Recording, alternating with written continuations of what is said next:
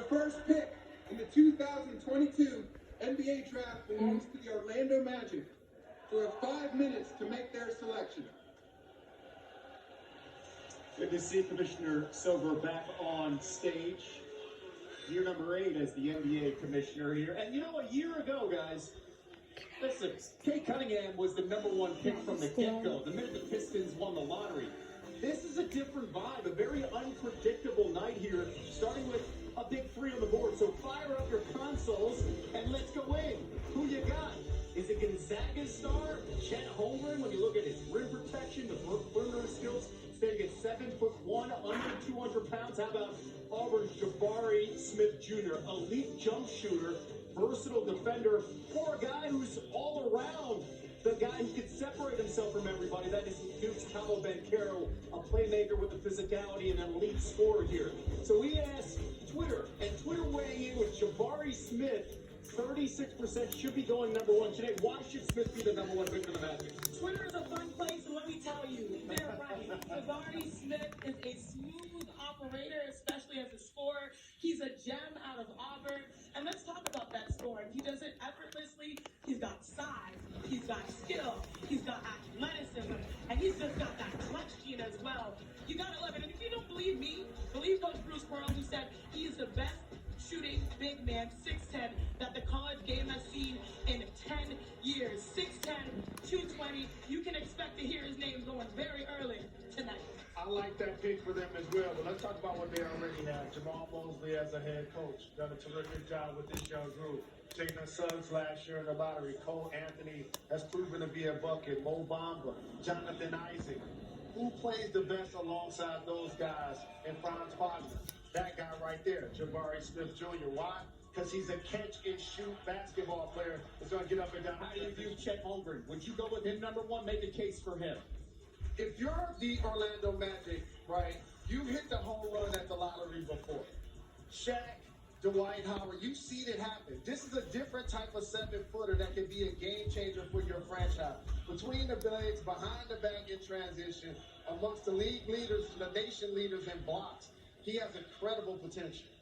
For me, listen, I like Jabari Smith a lot. About 6'10", he can shoot. They're talking about his driving ability as a question mark. That tells me that he needs to improve his ball handling skills. Because when you got a handle, you can drive to the basket. Nevertheless, you can't teach 6'10" in the shooting ability, and you certainly can't teach his defensive prowess as well. On the flip side, Paolo Banchero, this brother's something special. I've watched him from the moment he arrived going up against Kentucky. He showed up. I watched him in the end with 4 of the last 5 games during the NCAA tournament. He led Duke in scoring. He's got a mid-range game. He's 6'10", with a mid-range game. Not his three-point shooting, and obviously his defensive tenacity. They question that. But in the end, in terms of being safe, of the 3, you got to look at Banchero and say, that's the safest pick. I'm not saying I'd pick him #1. I consider it. I like Jabari Smith as well, but I can't just poo-poo Paolo Banchero. And what's safe in today's game, the game is so hard when you can't shoot. Yeah. So what's safe to me is what Jabari Smith brings to the table, because he's going to be a knockdown shooter. Okay, listen, the Vegas odds earlier today were taken off the board because this is unpredictable. The pick is in. Let's go to the commissioner.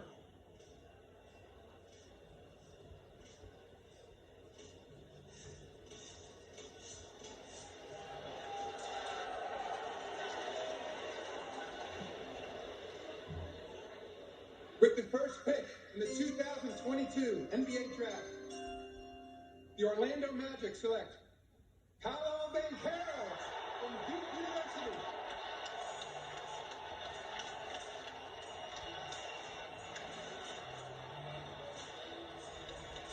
Banchero, 4th player from Duke, selected #1 overall, most of any college, joining Zion Williamson, Kyrie Irving, who's been making some news today. More on him later on, and Elton Brand. Get the love from his family. Proud of his roots from Seattle. The ACC Rookie of the Year, averaged 17 points and 8 rebounds and 3 assists per game. 6'10", 250 pounds. Prior to becoming a freshman star at Duke, Banchero was a freshman backup quarterback at O'Dea High School near Seattle. As we get to know him, find out he was mistaken for one of the best quarterbacks on the planet. Check this out.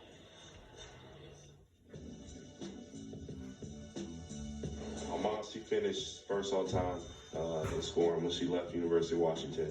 She was a basketball coach. After her practices, we stayed an extra hour, 45 minutes working on my game. She would see me on the side, shooting backwards or throwing up garbage, and she would, stop practice and yell at me real quick. A lot of my tattoos have ties to my hometown because obviously I want to take Seattle wherever I go. I got the skyline on my shoulder, the street I lived on growing up, the name of the street where I first started playing basketball on the inside of my arm. I was at the F1 Grand Prix in Miami. I was just really enjoying the experience of the race, and next thing I know, a reporter was tapping me on my shoulder. Thought I was actually Patrick Mahomes. It was hilarious. Now, heading into the NBA, a lot more people are going to know my name.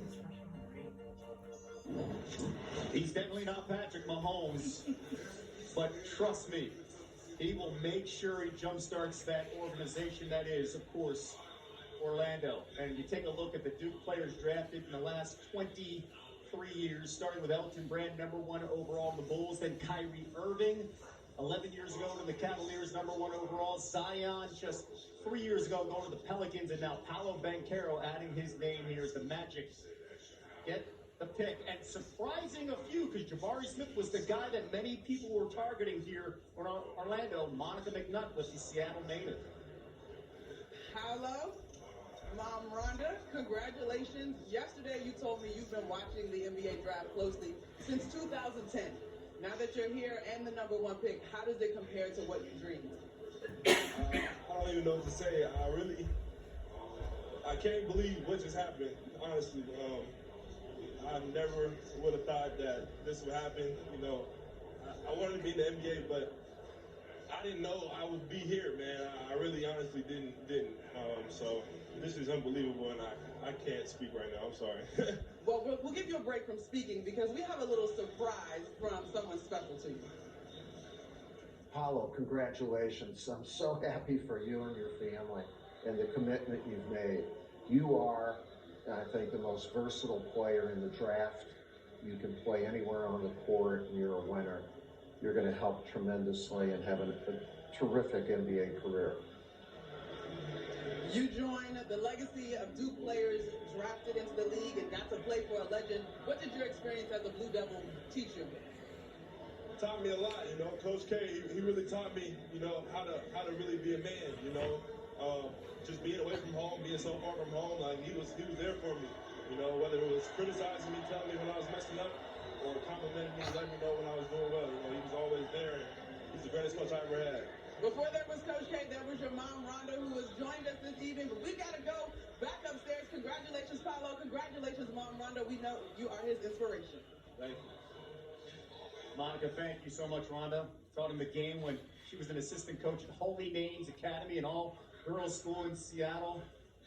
And that was a surprise, guys. Again, Jabari Smith was targeted. He was part of the conversation the minute the Magic won the lottery.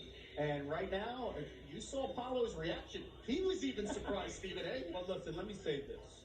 Jabari Smith, you can make the case for him, of course, but I'm very happy for Banchero. It's not like he didn't deserve it. But I think when you consider what you saw from him, combined with the video from Mike Krzyzewski, and what Mike Krzyzewski had to say, you draft somebody like him, it ain't just because of his talent, Jalen. It's because you're thinking culture building. Clearly, Orlando is saying, we're trying to build something here, and you've got to have a foundation. We've got some talent, but this kid has talent, and he's a culture builder. That's what I took from this game. Absolutely, no question about it. He'll come right in and be one of the leaders in the locker room. They did a terrific job of drafting the last few years, but he now becomes their best player. And they're going to take on his identity. And the thing I like about this, the guys that I mentioned prior, they're slight of build. He's also brings some physicality up front. Of course, he has to improve from three-point range, but mid-range, scoring with his back to the basket, and a cutter. He's going to be a really good cutter on pick-and-roll actions as well. And let's be real, Paolo Banchero won us over in 1 or 2 games. When we saw him play at Duke, we're like, he's definitely likely to be a #1 pick. Oklahoma City on the clock, and the pick is in. Let's go to the podium with Commissioner